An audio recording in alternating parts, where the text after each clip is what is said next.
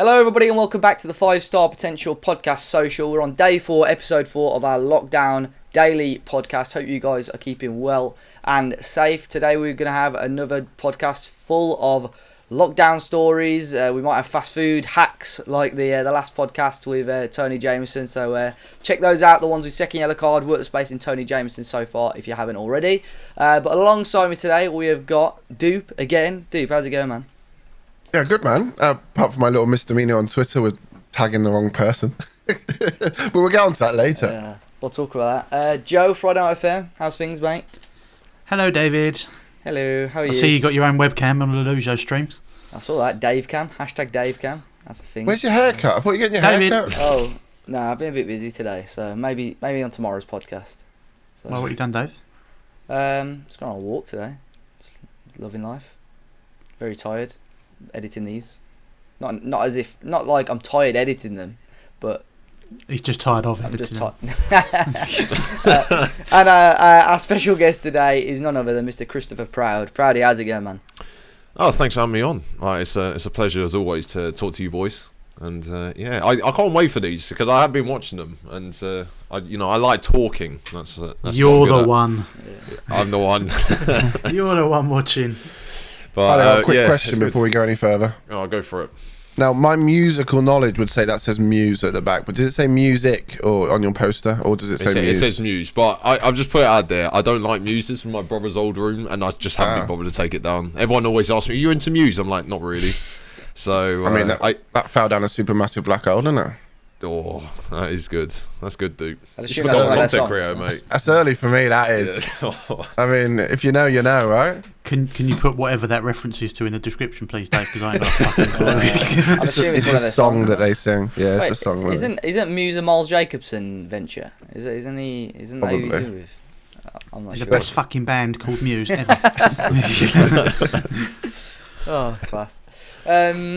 Well, Proudie. We'll start with you because obviously we're on about the fast food hacks. You sent your pizza hack into a radio station years ago, Yeah. and it turned out you tagged the wrong person on Twitter. No, so I mentioned the wrong person yesterday. It wasn't right, Matt okay. Fordyce. It was No, it it wasn't Tom Fordyce. It wasn't Tom Fordyce, it was Matt Ford, who I then corrected on Twitter, and then he went, huh? What the fuck's going on here? To which then I explained that I did this, and he was like, this is amazing. And then I actually sent him a picture, and he was like, this is actually amazing. And then I asked him to come on the pod, and he doesn't play Football Manager. So I shot He my could have shot. come on this one though. Yeah.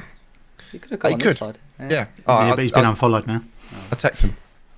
Is he the one off that? What show is it now? Don't even go there. It's the one that's like advertised every day on every single channel that I seem to go on. I know what you're talking about. No idea. He's like a politics comedian. Yeah, he's got his own show. He's at the Curtis' moment, favourite comedian. Yeah, but he's got his own show at the moment, isn't he? The one with Is it Matt Ford's show? It is 100% Matt Ford's show. The one it's advertised everywhere with he does the Boris Johnson and Donald Trump and all that. What, With a the spitting faces. image? Yeah, that's it. Is he on that? Yeah, that's his show. I'm fairly 100% certain that's his show. Big fan. I'm a big fan. I'm a big, massive fan. What's his name? Matt Ford. Matt Ford, English comedian and impressionist. All I know, like the one thing I remember of Matt Ford is he did the roast spitting battle image. It's him, yeah. with Alex Brooker from The Last Leg. All I know is he's definitely not coming on this podcast now. That was a bit weird this morning, just to like randomly reference him, and then he just goes, "Huh?" Like, he must search his name. Yeah. It's not a good way to be, is it? That's an Azzopardi thing to do, isn't it? Yeah. So you tagged him, didn't you? You didn't search his name. Yeah, You tagged him, but like I'm not verified, so he must have his verified settings just to let anyone in. He mustn't get tagged a lot. That's probably what it is. He's definitely not coming on this podcast now. It's probably because that's the only nice mention he's had on Twitter with that show. Well, actually, no, it's Matt Ford. That was what I tweeted. Anyway, how are you, Proudie? Ipswich just scored, mate.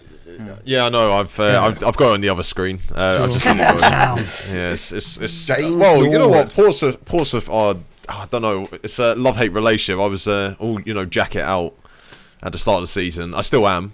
So yes, I think I don't know. The league's been a bit weird this season. Like all the good teams aren't doing that well, and we're sort of slipping our way up the league. But we're not very good at home. So I'm hoping we'll go through this because we're not too bad in the FA Cup. Like I think Kenny likes the cup competitions. He does quite well in them. But yeah, we're just terrible. Actually, just put it out there. We're just terrible. We haven't signed the right players. We haven't signed anyone. We haven't invested properly. We're just panicking everywhere. Yeah. Sounds like your football manager CV. Oh God, start that again soon, aren't we? Football manager. But yeah, it's.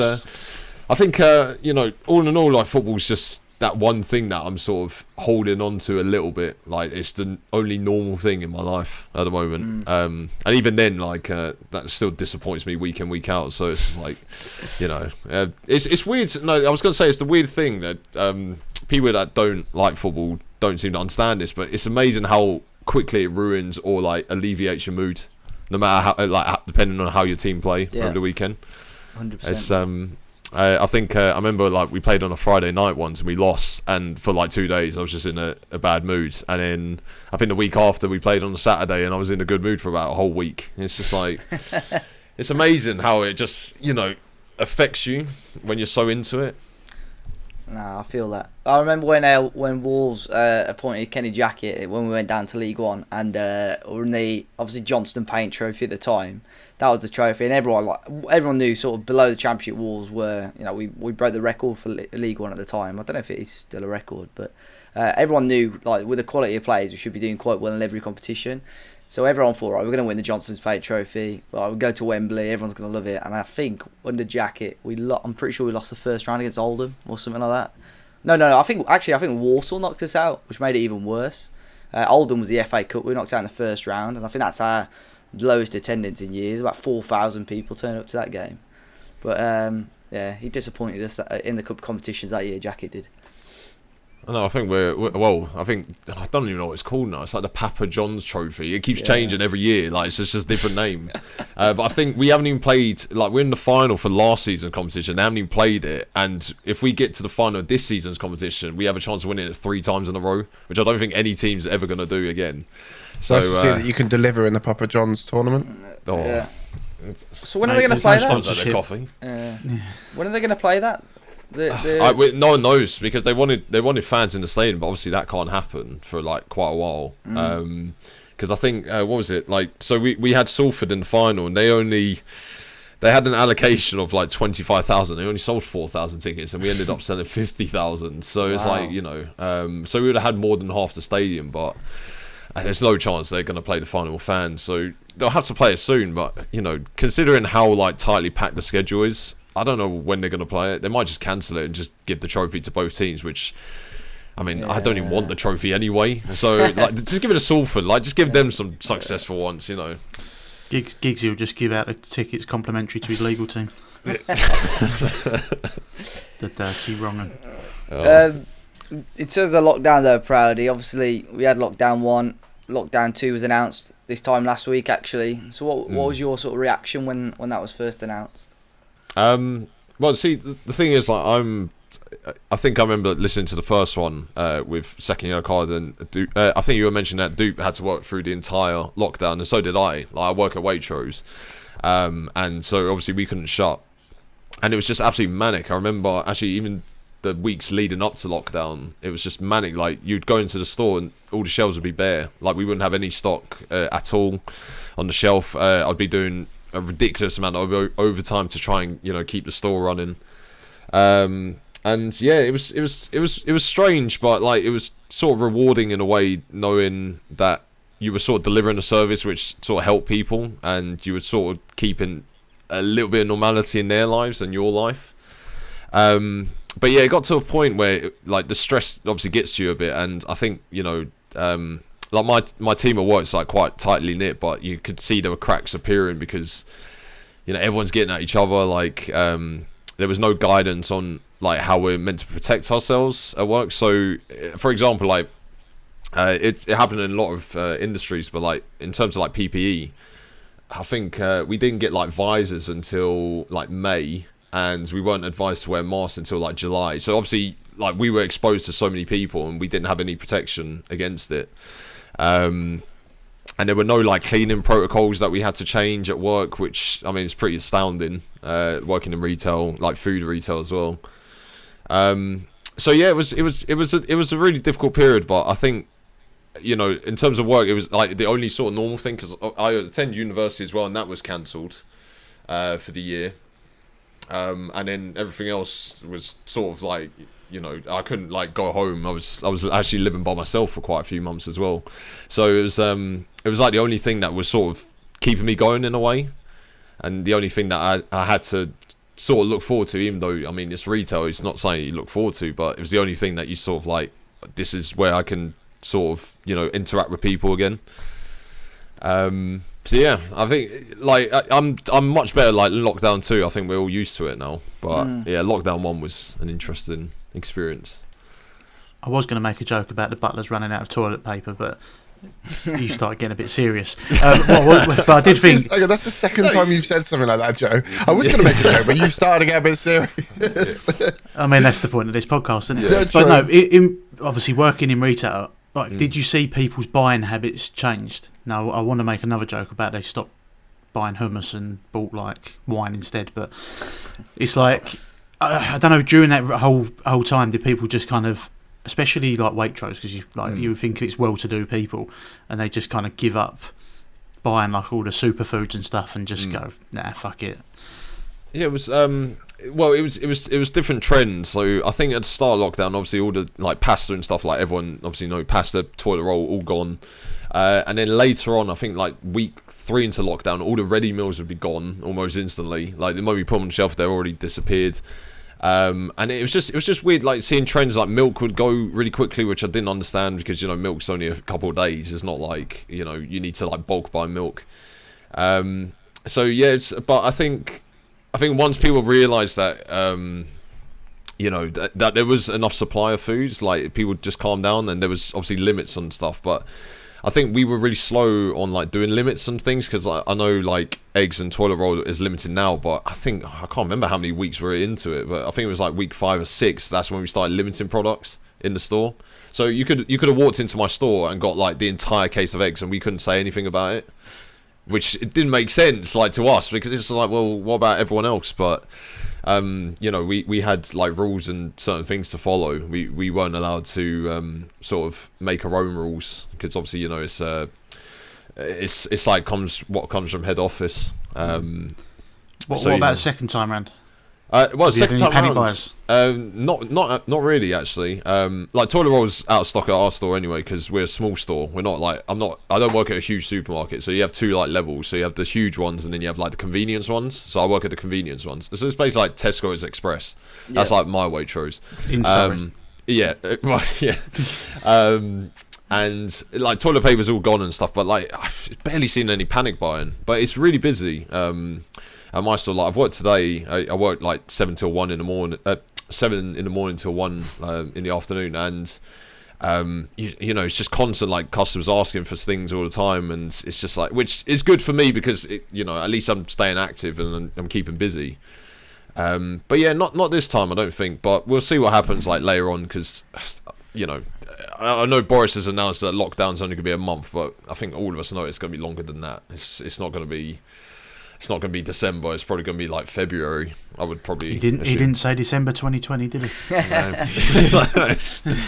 But yeah, no. As I said, like it's challenging, but I think, you know, yeah, someone has to do it. It's an essential service, and you know, I'm kind of glad that I actually have the job, because, you know, a lot of my friends haven't got jobs at the moment, and it's tough on them. Like, it's, you know, I'm still managing to survive on the wage I'm making at the moment, so. When you said obviously earlier on you were living at home on your own for quite a while, how did you find that? Was that during lockdown 1, was it? It was during lockdown 1. So I lived in a uni house. So this shouldn't have happened, but I signed up to this uni house with 2 people in my course, and both of them dropped out before we got into the second year. Yeah. So I was sort of alone already. So I had to find new housemates, and I had this lovely Japanese housemate. International student. He was great, but he had to go home before obviously lockdown happens, like both in the UK and Japan. And my other housemate, who came in January, He was a football coach and also worked in a pub, but obviously they dried up as well, so he had to go home. So I was in a 3-bedroom flat in London by myself, and at first I thought it was great. Like, I've got all this freedom in the house, I can go, use the kitchen, bathroom whenever I wanted to. Naked Wednesdays. Yeah. Oh god, you should have seen it. I was just like strolling around the house, like not having to wear underwear. Oh, brilliant. And then I'm not wearing any now, actually.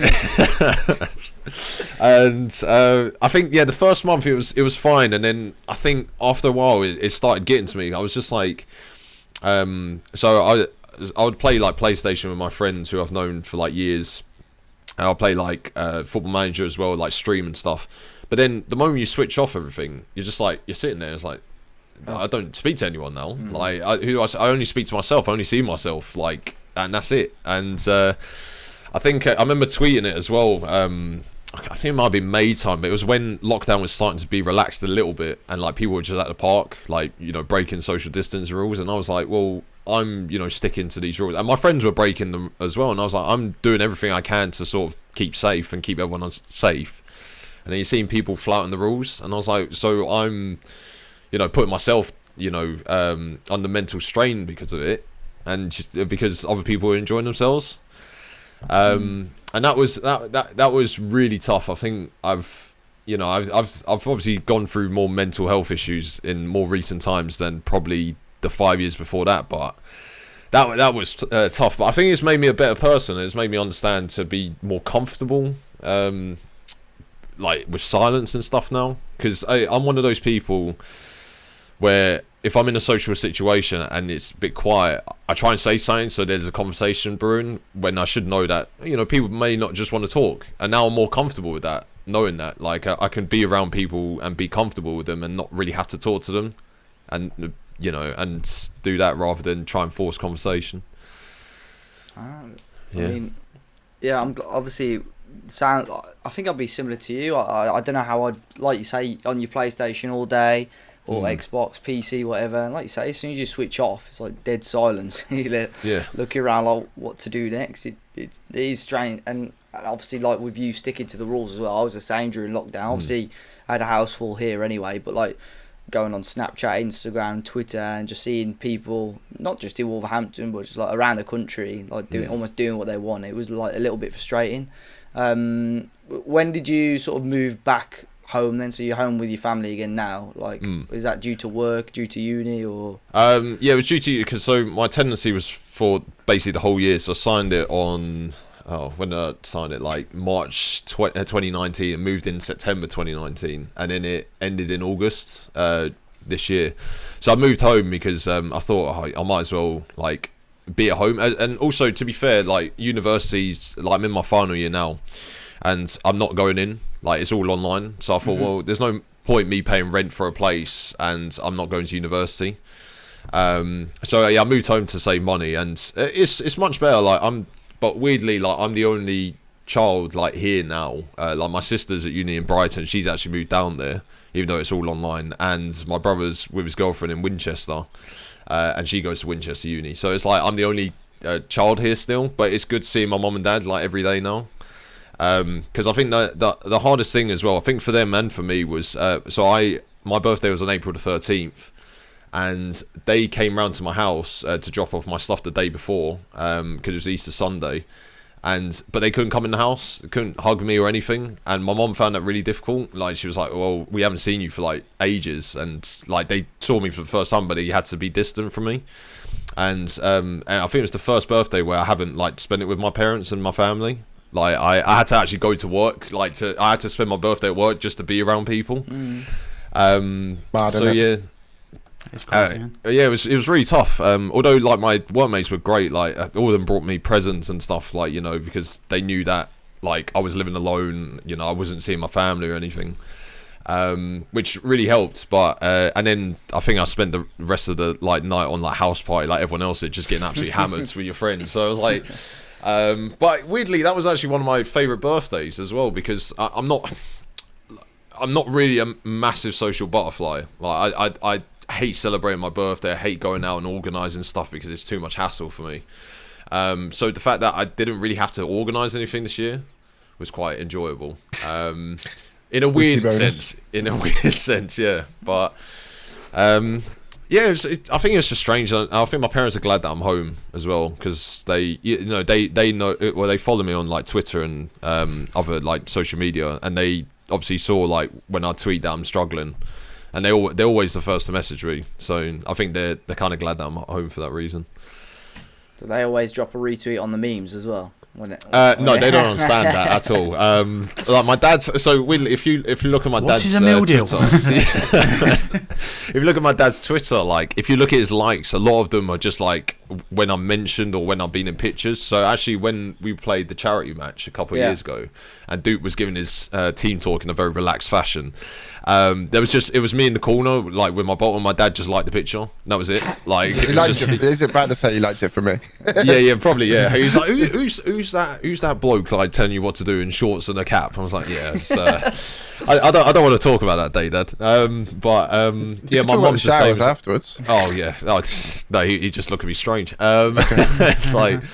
But my mom's the same as well. Like anytime I get mentioned on like social media, she's always like the first to like it, or like she always like supports me. But she tries to understand certain things as well. I think she texted me, when the Football Manager lockdown tournament happens and I was managing Portsmouth. They watched the second round. They didn't watch the first round game when I won, clearly, but they watched the second round game where I lost, and they were like messaging me, it's like, oh, don't worry about it, but it's like, what do these certain things mean? And I was like, yeah, don't need to know. Yeah, what's a nonce? Yeah, don't ask. Yeah. It's weird though, like, because like my mum started following my Dupe Instagram account because I don't post on my other Instagram account, and then like I see like random like little comments, and I'm like, all right, mum, shut up. Yeah.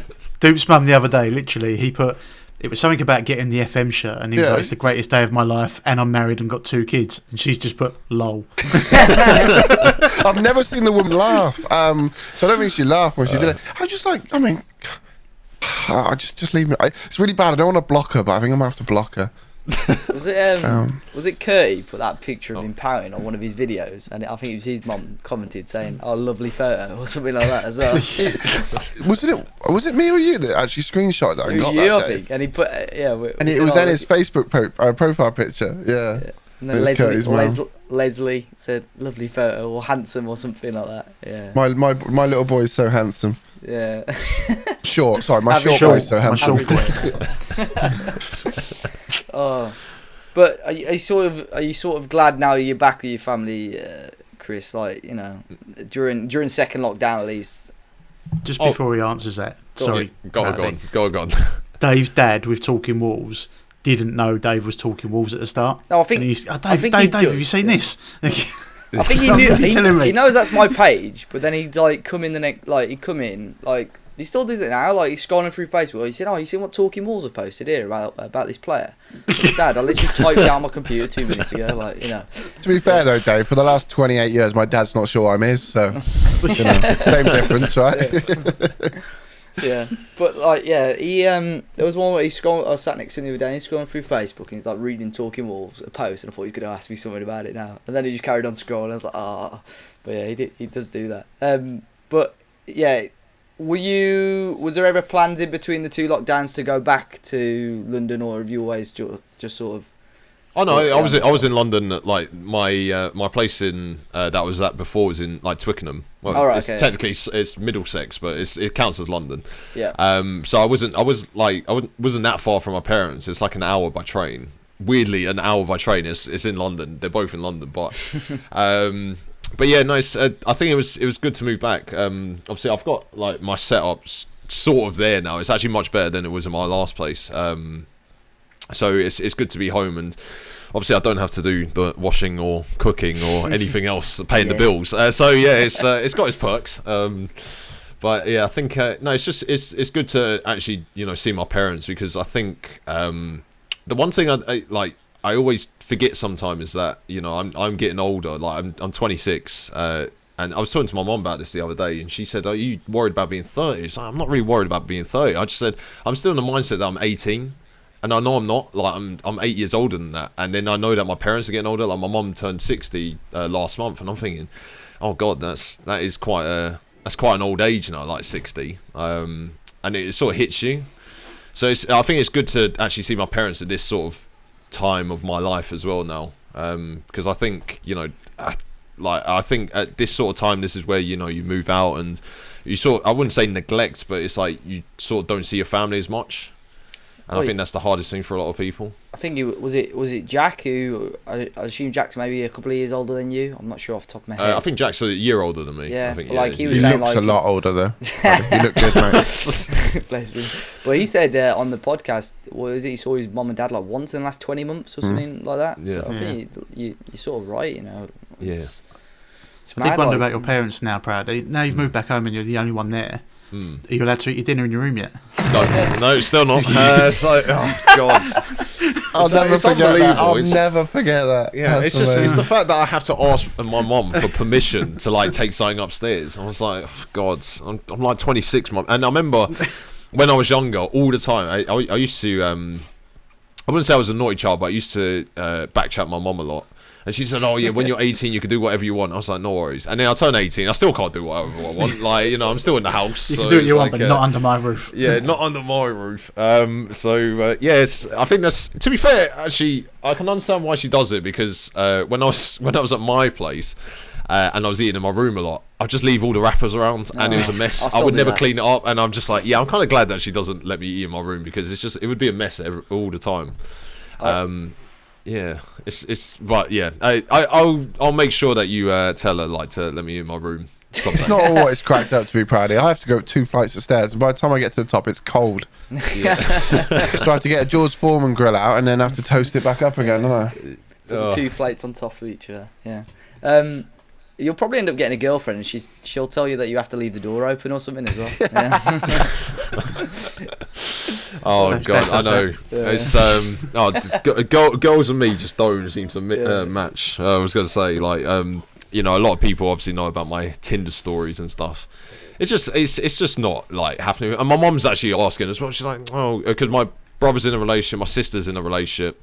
And she's like, you know, kids. I was like, Mom, you know, girls don't text me back. Like, I don't think I'm going to be having kids anytime soon. Remember that word nonce, Mum? So it's like, I think it's overrated, Proudie, honestly. Yeah, I know. I do hear. Like, to be fair, I'm fucking hard more work, than mate. happy being like the sort of uncle sort Weird of figure. uncle. Yeah, weird uncle. Yeah, I'll take that. You know, I don't think have that's to what see him Dave's that got in long. him.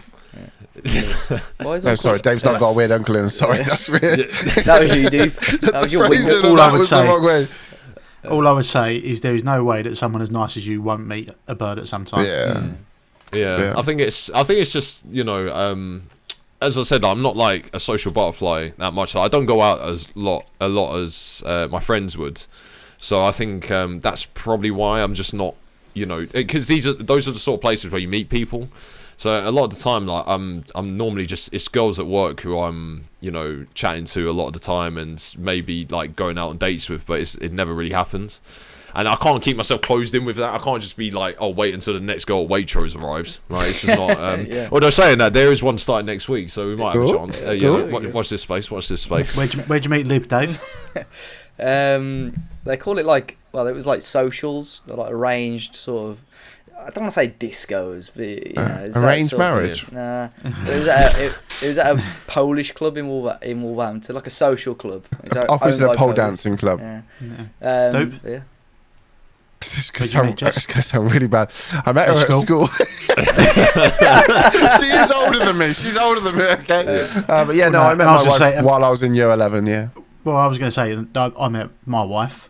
We worked together. So it is, you're saying about being closed in at work. My mum and dad worked I here. thought Dave was going to say at school, and I was going to say like when you're actually with people all day long, that tends to be how it happens. So don't throw that out the window, because it could happen. Proud if it all goes down the pan, and then we once lockdown's lifted and once we can all get out, Please do not say what I think you're going to say. I don't Go know. for it. Go on. we can all No, go because out. okay. I thought you was yeah. going to say. I thought you were going to apply me for first dates like you did last time. We didn't even get a reply for that, by the way. Yeah, we didn't even get a reply. No, Like, that I was mean, amazing. I feel bad. I feel Yeah. bad that you didn't get a reply. Fair, you would be brilliant on that. Everyone Yeah. says that. And I would love to go on it now. I've been watching it. Like me and my mum, like that's the one program me and her watch all the time. Have you told And her that I watch put it. you on there? Yeah, I did. She said, "Oh, you should go on there." I was like, "Well, the problem is that there's so many memes that will come out of it. It just would never end, would it? I might like spill my drink. You could go for a beer with Fred. Yeah. Just go Oh, for a beer with Fred. Or the So other then you're option, definitely getting some. the other option is do the married at first sight. Then you've got a girl for life. There's no choice. People used to meme that as well. I can't remember the guy, but he hugs the girl really weirdly. Like he puts his arms like that, and then puts his head like instead of like doing it naturally. And everyone sent that to me as if like it would be me. I was like, Imagine that. I'm not that weird.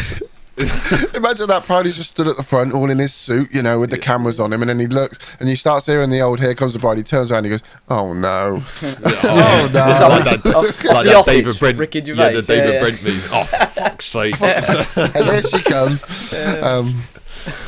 Anyway, if there is anyone That'd be good, watching that does like the look of Proudie, give us a shout. Let us know. Yeah, it's as I said, like I'm a good guy. Like I'm not really the texting person. Yeah, I've got a beard and I'm 6'2", and that should be enough for everyone. And you got friends in good places, so Yeah, I do. Yeah. Thanks for letting me borrow that your Lamborghini last week. Yeah, that is my favourite thing. Every time someone shoots their shot. Proudie, massive thank you for donating blood for my children as well. That's very kind of you, mate. Yeah. I've got too much in my body. So. Come on, Joe. What else are you gonna do? Go on. What's that? I was just gonna say it'd be great for Proudie to be on first dates, and then we'll have him on first dates. Kurt, you want to come down with me? Oh man. We're on about Proudie. That guy, yeah. Oh yeah, the one was like you've won. Yeah, he looks like Curty, didn't he? Yeah, a bit. Yeah. Oh, He's a bit taller. Everyone says Juan Mata's short. He's taller than Curty. I'm just saying. Is he actually? Yes, Juan Mata's 5'8" and 5'8.5", and Curty's 5'8". Yes. Oh See, god, I met Curry. I didn't think he was that short. But like, is he actually 5'8"? Was he sitting down? I don't know. No, probably yeah. Actually, I think he may have been one of the few that didn't stand up when I went to greet him. So, to be fair, you can't tell normally if he sat down, stood up, whatever. Oh, bless him. You said you said earlier on, Chris, about obviously when you're alone or just sort of like mentally, and obviously seeing other people out and about, and obviously it was quite mentally straining. Have you ever, or would you ever reach out to someone if you were struggling? Have you ever had to do that? Yeah. See, that's the thing. Like, I think a lot of guys are going to say the same thing as well. They're really bad, and like guys in general are really bad at reaching out. Like, I'm sure people know that I'm not one of those people that will reach out for one person. I normally actually tweet it out and say, because it's more the sense that I don't want to have to keep repeating myself. It's more that I'd rather let everyone know, and then people get back to me, and then they reach out. And I think the first time I can't remember, it wasn't during lockdown actually. It was probably like November last year. At this time last year actually, and I tweeted that I was struggling, like I was overwhelmed with uni and everything else going on in my life. And the amount of people that got back to me was actually overwhelming as well. I was just like, wow, I didn't think this would, get this sort of response. So, like, I'm really bad at, like, obviously reaching out to people, like, just being singularly, and, just say, yeah, I'm really struggling, like, with everything. But then I'm also one of the first people that's, like, when I see someone struggling, I'm always try to be one of the first people to say that, like, I'm always, like, around for a DM.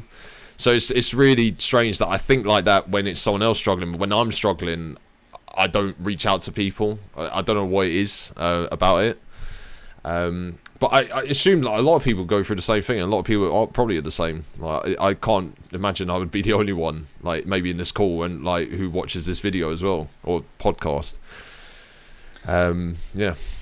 I had I actually this morning, believe it or not, a friend of mine, somebody I know, lost his job last week or the week before, and he messaged me yesterday, or the last 2 days. Obviously, he knew that I'm sort of in and out of work at the moment, and he says, "Do you want to jump on the PlayStation, play some Warzone?" I said, "Yeah, sound."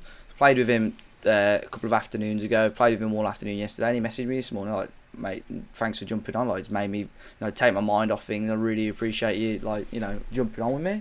And I was just like, when I saw that, I was like, that's amazing. Like it's like you don't really think much about it. Like I spoke to him a little bit about work. I said how you doing? Are you looking for new work? And sort of explain the situation. But the fact that he messaged me to say that as well, like, you know, really brightened my day. And like you say, when you reach out to people, and like you said, you're overwhelmed with the amount of people. I think people are just genuine in it. So it's good that there are people out there that are happy to help as well. And it's mad when people, you know, people assume that you don't know what the right thing to say or whatnot. But I always felt that just being normal, and like, if one of these boys had a problem and you come in, we're having a chat and I'm not taking the piss or having a laugh or having a crack, then it's not normal. You know, again, Dave, I got a mate that's struggling and we just laugh and we take the piss and we have a crack about it, and you know, and he's just like, that's the way it's got to be. For me anyway, I feel that's the way it's got to be. Otherwise, when people kind of start walking on eggshells around you and it feels a bit awkward, and then it starts feeling a bit, you haven't got a need to know what to say. You just got to be yourself and be a mate at the end of the day. It's really, I mean, it's amazing, to be fair, what you can do with just taking the piss out of someone, to be fair. But just, you know, it's good to hear that, Dave. Good to hear. Yeah, like I said, just asked me to jump on. I was like, yeah, sound. And the fact that, you know, he messaged me, like, I don't know if he watches this or whatever. I know he's sort of he plays a lot of FM. He may be aware of this, but yeah, he messaged just saying like, thanks a lot. It really helped me take my mind off it. And I thought, you know, with us doing this as well, it all feels quite relatable, because I've never had my sort of direct struggles with mental health as such, but you know, whenever it comes up on my Twitter, I always message people and so on, and it almost feels, you know, like because he's recognised that, or I've recognised now, you know, that I've helped him out to amazing. And like you said, Chris, earlier, like overwhelming support as well. I will say the other thing as well, since doing it, I know we've only done this, like, this is the fourth one, but I've been really conscious of us more since we've been getting together and chat. Yeah. And like at work the other day, I think it must have been yesterday, one of the guys in the office with me, he seemed quite down and that, and I was like, we were the only two in the office for like 10 minutes. I just felt, dude, everything all good? You know, everything all right? And I'm like, I would never normally do that. I'm a nice guy, and if somebody came to me, I would support and, you know, chat, but I'd never instigate that. But I feel the more that we talk about it and with different people, I feel more comfortable and more confident, you know, approaching the subject. And turns out he's fine, but you know, it's weird that I'm more switched on to it. Yeah, but the thing is, he knows in the future now, because you've asked him, and like you've sort of almost, I want to say, invested, you know, your interest in him. I broke that wall down, yeah. That wall. He's going to know now that you're comfortable in, you know, you're someone that would be comfortable for him to talk to if he ever had an issue with that. So I think that's quite important, really. But Chris, we're going to move on now to the sort of the quick fire questions, the more fun questions, I suppose. Learning a bit more about you, your interests. Are you a big bookworm? Are you into your books or not really? Well, I've got loads which I've been meaning to read for ages. Yeah, I know. I heard about the library. Every fucking podcast. Yeah, I had loads that I was planning to read like last year when I was in my new place, but I just didn't get around to reading any of them. And I can't remember where I've put the books either. Like I was meaning to put them like somewhere in the room, and I've lost the box.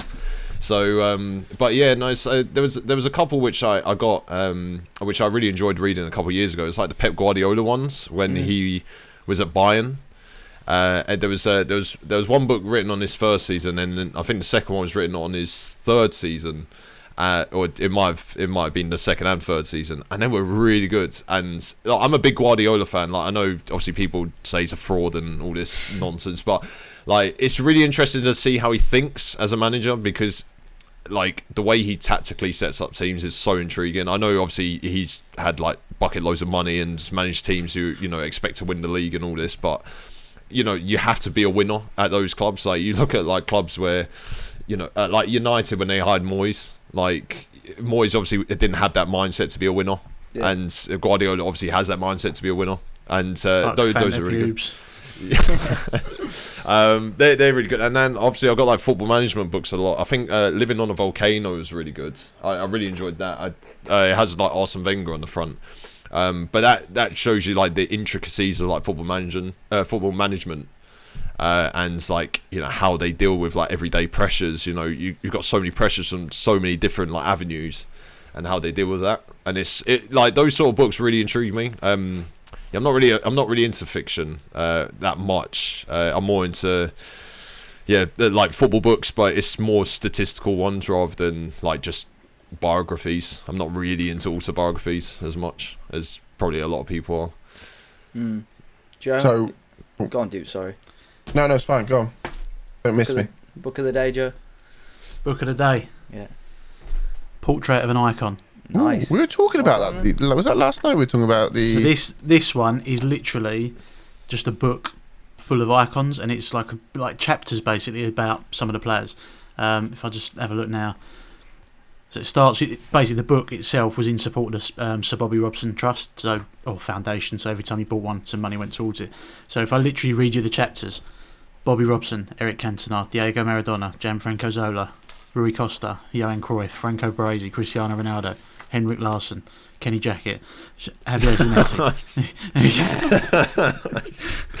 But Sounds like it's a great dinner literally, date. it's one of those. This book is literally like a chapter on Fabio Cannavaro is 5 pages. So you can literally, it's not one that you have to sit there and just kind of read the whole thing. You can just go, I'm going to read that chapter, and it'll take you 2 minutes to just kind of go through it. But Daniel's story, if you at him on Twitter, he'll always reply as well. But it's one of my favourite books. I absolutely love it.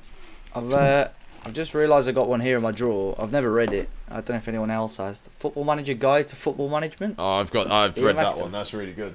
Is it good? It's good. Yeah, it's really good. I think I got it from someone at SI, and I just never read it. So. Weird flex, but okay. He says he got it. He probably just picked it up off the desk. Yeah. 5 finger discount. With my red jacket, yeah. That's where I got mine from. Sorry, Tips. TV shows, you a big Netflix watcher, Chris? Yeah, I think one show which I was recommended, I found really intriguing, was Social Dilemma. I don't know if you heard of it or seen it, but it was talking about like social media nowadays, and it's so intriguing. Like, and it's actually like mind blowing, like the amount of information these people have on you. So basically, they were saying, like, one bit I remember from the series was, so all these companies like build a profile of you, and they can know what you're thinking at certain times. It's pretty mad. So, for example, like my friend had a situation with a girl. It didn't work out in the end. It's just is what it is. But every time that he would go on his phone, it would be Twitter giving him a notification that she's retweeted something. It would be Instagram giving him a notification that she's posted on a story. It would be stuff like that, and it's just mind-boggling. And then obviously it's just like he's obviously thinking about her, but the social medias are like, sort of making it happen as well. And it was just like, seed. Yeah, it was mental. And then obviously, like, people know about, like, if we were to talk about something, you would get an advertisement about it, like, on Instagram. Like, if you're, for example, like, if you're talking about Amazon Alexas, you'll get an Amazon Alexa advert on Instagram when you're scrolling through. And it's just like, that was really good. Pills. Big Willy pills. Big Willy. Fingers crossed. But yeah, that's good. Ozark, I was into for a bit. I've sort of stopped watching it, but that's a really good TV show. Sometimes it can be a little bit long in places, but that's just character development episodes, aren't they? It's about an accountant, of course it will be. Yeah. What else did I? There was another TV show I got really into. Oh, I think for like comedy, like Friday Night Dinner, I love. I didn't think I'd like it, but I actually really enjoy it. It's quite. Shalom, Proudie. It's really good. I watched it because obviously I'm a big In-Betweeners fan, and I thought, when you watch other programs that like have those sort of characters, you can only see that character. Yeah. But like Simon Bird, it was really good, and the other one, White Gold, I watched that as well. Watched all of that. Brilliant. And that was really good as well. And I saw little bits and pieces where you could see it's like Jay and Simon, like from the In-Betweeners. You can see that acting sort of similar to that, but then there are times where they're just acting like a completely different character. And I actually really enjoyed White Gold. I'm looking forward to the third series whenever that comes out. But yeah, those are my recommendations. I've only managed to catch the odd episode of Friday Night Dinner. I've not sort of had a binge watch of it, but in my head, it's just Will grown up on that, like Simon Bird. Like I think he acts fairly similar to, maybe not as let's say nerdy as he does on In-Betweeners, but I just think that's him grown up. I always picture that really on that.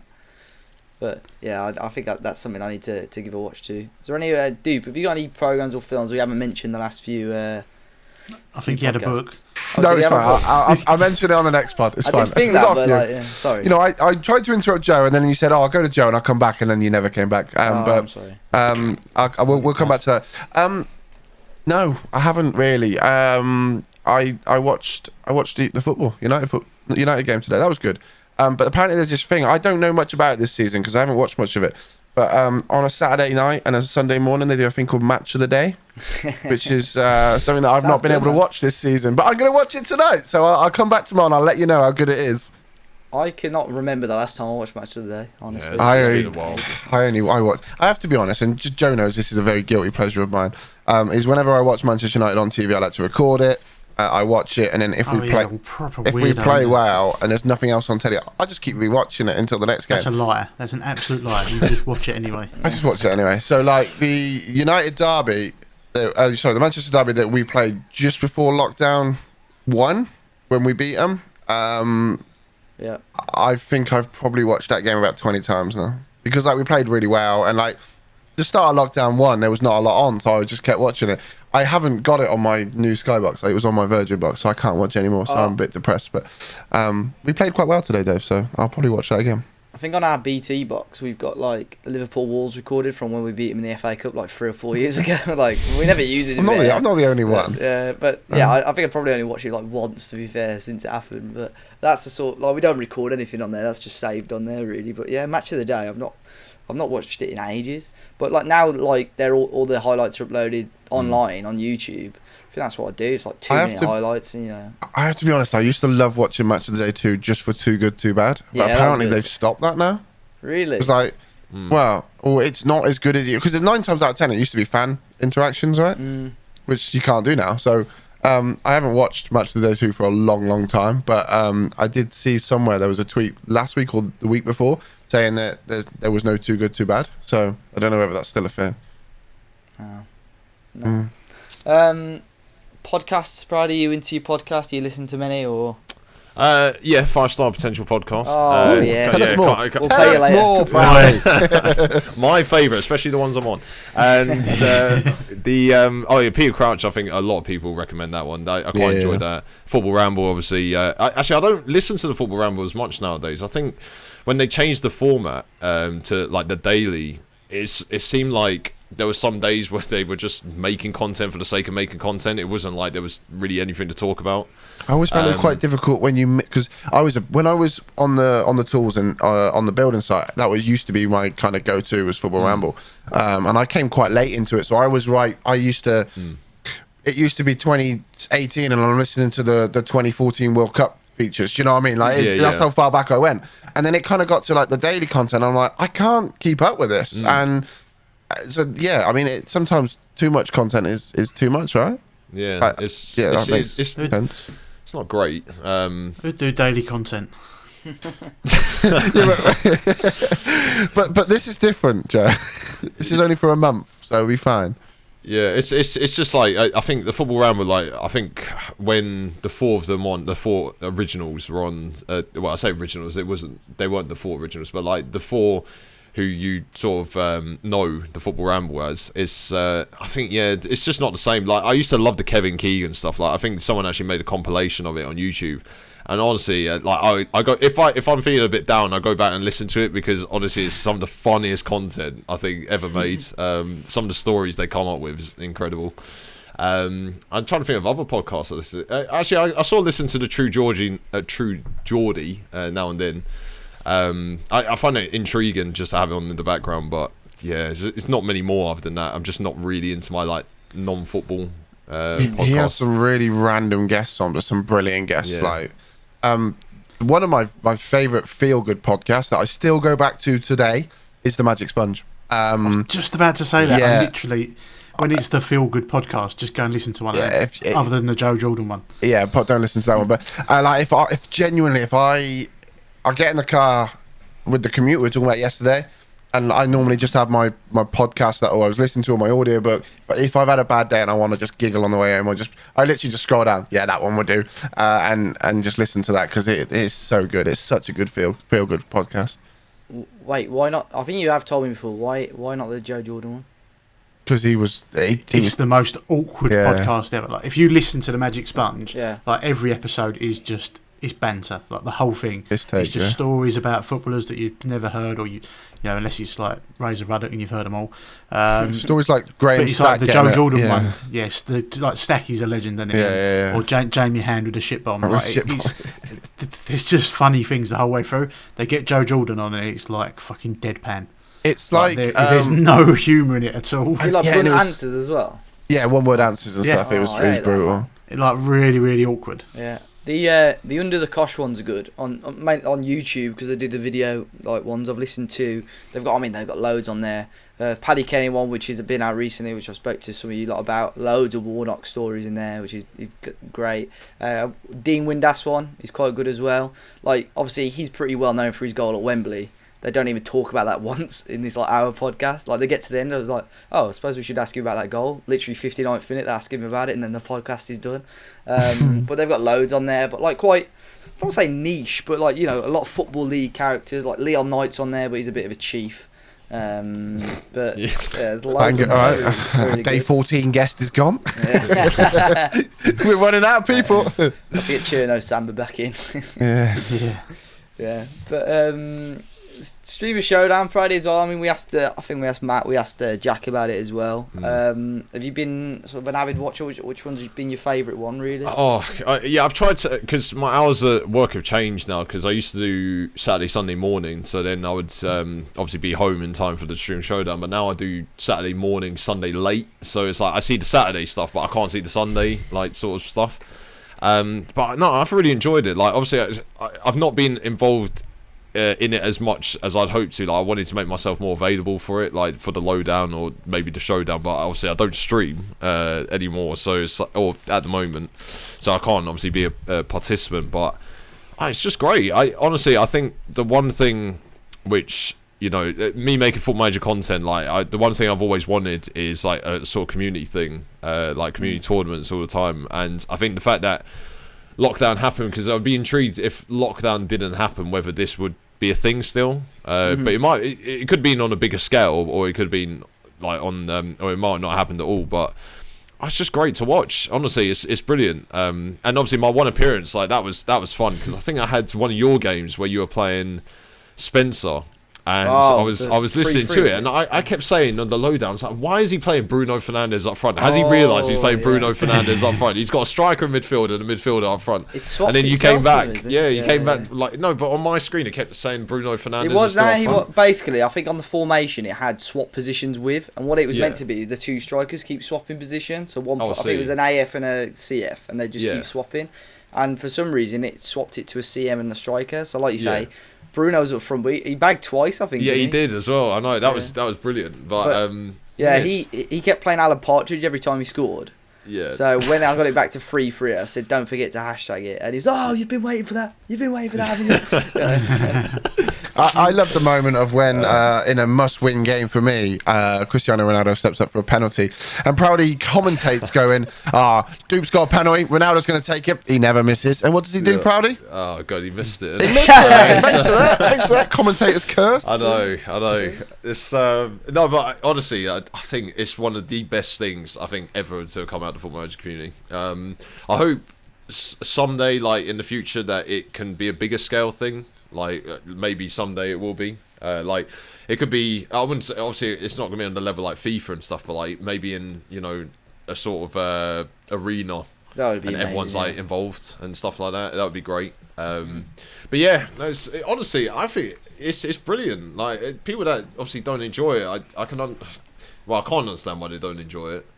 But yeah, like, you know, it's bringing like members of the community together, like people that you may have not heard of and people that you have heard of, and other members who aren't part of that sort of core of the community as well together. Yeah, it's great. It's made the community really like close knit, hasn't it? Especially over lockdown, like you say. I mean, we're doing this sort of thing, but I think events like that really helped everyone, because we all like, it's almost as if, like, you know, during such a shit time, really, everyone's still had something to look forward to. It's like, exactly. The Streamer Showdown's in a couple of weeks' time. Like, and you still had all the build up to it, all the banter between each other on Twitter. Even the draft was a number of days before, so I think that really did help everyone throughout lockdown, didn't it? So, yeah, fantastic. Any other questions, folks, before we shut off? No? Whoa, is it that time already? Crikey. Yeah. Sorry, man. I thought you had loads of questions for me, dude. Yeah, go on, dude. Yeah, you did say that. You said to me before this pod. No, so basically, I jumped into a call with Ben this morning after he found out that we had you on the pod this afternoon, and I have a list of stuff he wanted me to ask you. Are they quick fire? Are they long? No, I don't think it's suitable for this podcast. Oh, great! And we are. To be fair, this podcast is a family fucking friendly podcast, so I don't want to wreck that. Oh, there goes the I have got a question. Go for it. Because I'm probably the biggest fanboy of attempting to not get sacked, and I haven't actually seen anything on Twitter other than a thumbnail the other day that said Wickham. Yeah. Did you announce it? Yeah, I announced it. When did I announce it? Because I honestly didn't see it. So I saw the thumbnail and I was like, yes. Yeah, I announced it. Oh God, when was it now? Like about a month ago now. I think because I was there for a while. 28th of September I announced it actually. But I was there for a while and people were asking me, and I said the issue I have with attempting not to get sacked was, one, that it's going to be the same series all the time, and two, the teams have to be good teams, or not good teams. So they have to be good teams to manage. And the teams that came up from the Championship, they're quite strong, like Fulham, West Brom and Leeds. And I thought, well, none of those are interesting to me. And then I think someone mentioned to me, it's like, why don't you do Wycombe Wanderers? I thought, oh yeah, actually, a team that are going to be absolutely pummeled in the Championship, and have a squad that it shouldn't even be like in mid-table League One. I honestly, and I put it out there, for any Wycombe fans listening, they are the worst team I've ever watched live playing football. They are absolutely dire. They're so boring. It's just all they do. Not a fan then, Curry. Not a fan then, Chris. Not a fan. I think I've watched them 4 or 5 times. We've beaten them every single time. And all they do is get the ball to the fullback, lump it 80 yards, and then just try and score off that. And it's just it's so dire. I didn't know Mick McCarthy managed them. I need to watch. It's Gareth Ainsworth, isn't it? It's Gareth Ainsworth, yeah. Isn't he he must be now one of the longest serving managers, right? I think he managed, because actually I've done a sort of, what do you call it? I don't know what you call it, but when BT Sport do those sort of history things, it's like features, 2 minutes. Yeah, I've done one actually for the series, and I think Gareth Ainsworth took over in 2014, so he's been there about 6 years now. He must be one of the longest, man. It's still quite long, isn't it, for a manager these days? So I'm gonna have to Google that now. But yeah, keep talking. Is Akinfenwa still there? Yes, Akinfenwa's still there. 35 years of age. Yeah. So is he the new Mounier? He may be the new Mounier, yeah. Because the thing is as well, I don't know what Wycombe's budget is, and I don't know what it's going to be, but it's not going to be a lot. It's not really long. Yeah, it's going to be like 500 grand. So I thought, God, 500 grand in the Championship. Have they seen the squad? Okay, so he's been there 8 years. He's been there since September 2012, mate. Was it? Oh, okay. 8 years and 43 days. As a manager, though. As a manager, yes, a manager, yeah. Oh. Because I thought he got brought in because I know they nearly got relegated. Yeah, they nearly got relegated in 2014 to the conference or the National League. Well, and he kept him up, but I didn't know when. I haven't recorded the audio for the documentary, so at least you sorted me out there. So I don't have to re-record it was the 24th. Just so you're aware as well, he's now not the most. He's not the longest, because Simon Weaver at Harrogate Town, because they've just been promoted. He's been there for 11 years. And it's third. Anyone guesses? Daishi, 8 years and 7 days. And that will last much longer though. I'd be surprised if he's there anyway this season. Yeah. But yeah, I was going to say quickly as well, with the attempt to not sacks, I think the problem I've had is consistency, because I haven't made the stuff early enough. But all the graphics are all ready. They're all ready for me to just go straight in now. So and I think I've improved them a lot more. There's transitions now. It's not just a graphic on a screen. So it's I'm excited to release it, but I don't think I'm going to release it the first week of the beta. I think it's going to be the second week, so I have time to obviously get ahead and make as many videos as possible. So nice. Yeah, Good luck with that, man. I can't wait, especially as I can't stream. My internet's shocking. I'm on PlusNet. Like, oh god, I've gone from Vodafone to PlusNet. I was like, oh no, my parents. Yeah, my parents are like on the contract for 18 months. I think it like expires in January. So I'm like, no, we're getting BT. I will pay for it, or Vodafone, or anyone that's just good. So it's... Speak to Lelujo, he'll sort you out. he's in the know there. But yeah, it's just that's why I've not been streaming. Like, but yeah, I'll be back on YouTube. I can't wait. We cannot wait to see you, my friend. I can't be. We'd love to see it. Yeah, I can't be episode 3 bomb in the league, 0 points. Oh, great. Yes, 14 games played. If that does happen, have you got your second save planned? No, not yet. So I'll probably just go back to Portsmouth again. Like, try and get them back up. Third time lucky.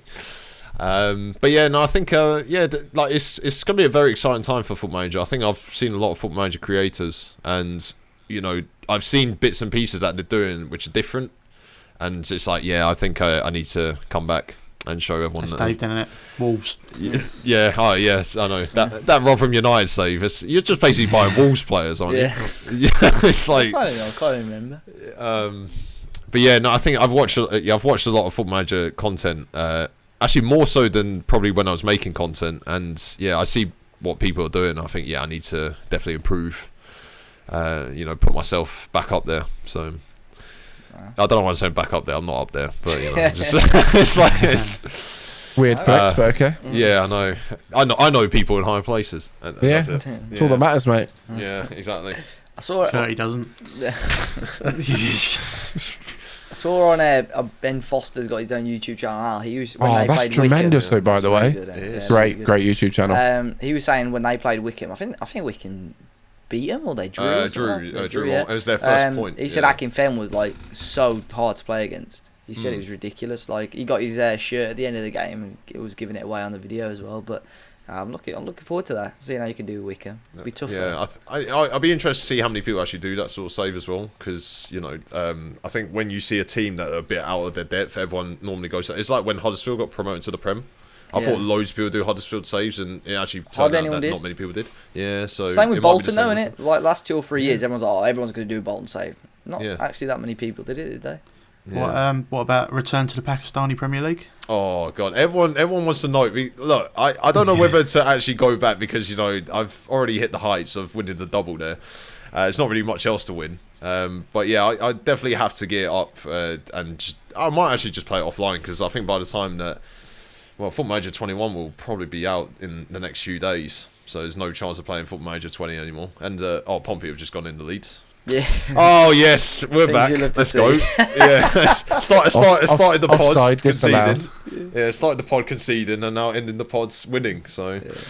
Kenny Jackett's balmy army. Yeah, Kenny Jackett in. Kenny Jackett in. Give him a knighthood. But yeah, it's I'm just excited to be back playing Foot Manager again. I think a lot of people are. So yeah, look forward to it. Soon come. Well, Proudie, thanks a lot for jumping on the podcast today. Really means a lot, man. And obviously sharing your story with us, and maybe we'll get you back on towards the end of the month. As always from us, thanks for watching, guys. Be sure to hit the like button, subscribe to the WeStream FM channel if you haven't already. Comment on the podcast if you're enjoying them. If you've got any questions for future editions, let us know. And of course, all the links in the description down below. If you are struggling, you want someone to talk to, the links for the professionals are there. Or if you want to speak with us, obviously the email for WeStream FM is in the description down below. But until next time, enjoy the rest of your day, and I'm sure we'll see you all very, very soon.